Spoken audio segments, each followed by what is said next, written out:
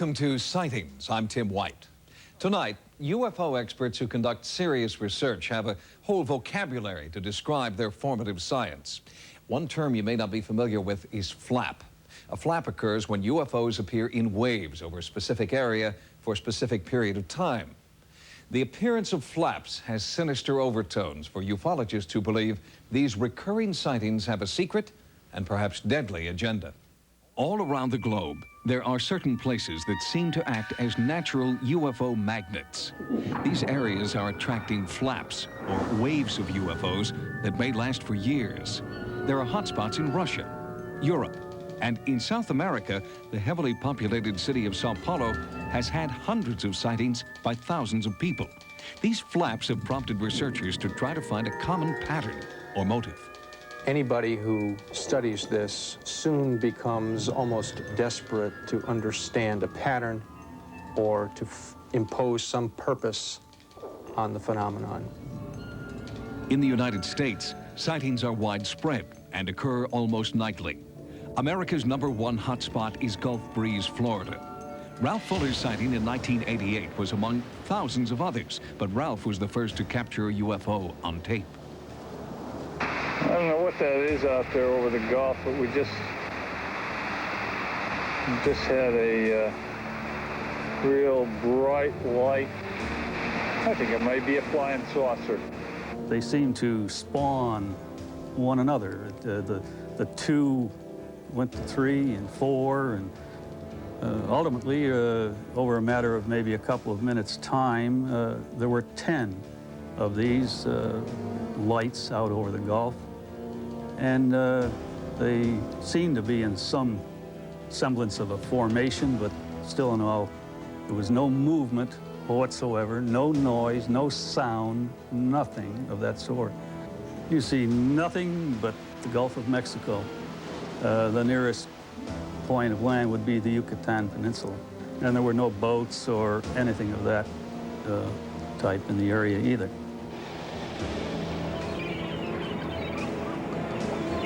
These are sky watchers, amateur UFO enthusiasts in the Gulf Breeze area who go out almost every night of the week with cameras and binoculars in search of UFOs. What makes a good sky watching area, for one, is a good field of view. That is, being able to have an unobstructed view of the skyline, and ideally you'd like to be away from city lights, but that's not always possible. So we go out in the evening and take our chances, and you may have a relaxing evening out under the stars, and then you may be blessed with a sighting. We just never know. We've seen amber-colored lights, 8 lights in a perfect circle gliding and performing maneuvers in the sky. We've seen rows of lights, suggesting lights perhaps around the periphery of a craft.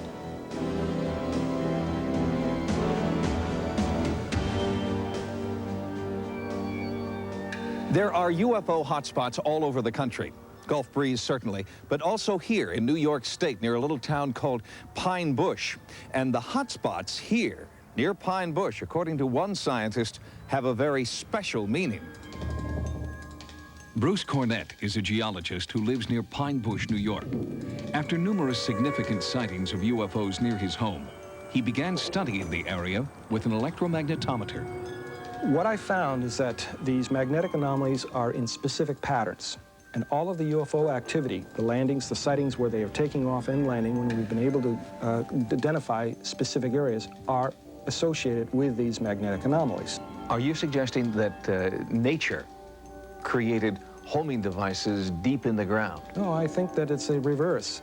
If we are dealing with an alien culture and they are doing something underground, they're using the natural magnetic anomalies to disguise their own magnetic signals. Are you saying there are, or could be, aliens in the Earth? I'm not saying it's certain. It is definitely possible, based on what I've seen. Do you realize how that sounds?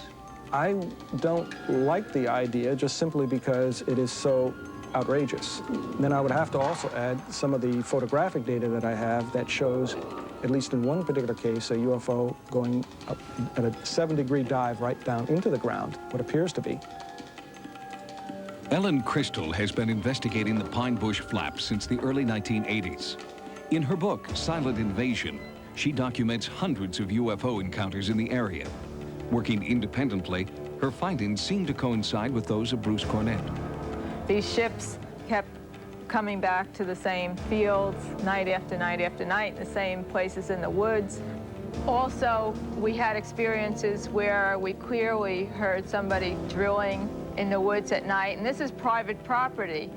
It seems that there's something being constructed underground, such as an artificial installation of some type. One of the most well-documented sightings in history occurred in Pine Bush on August 6, 1992.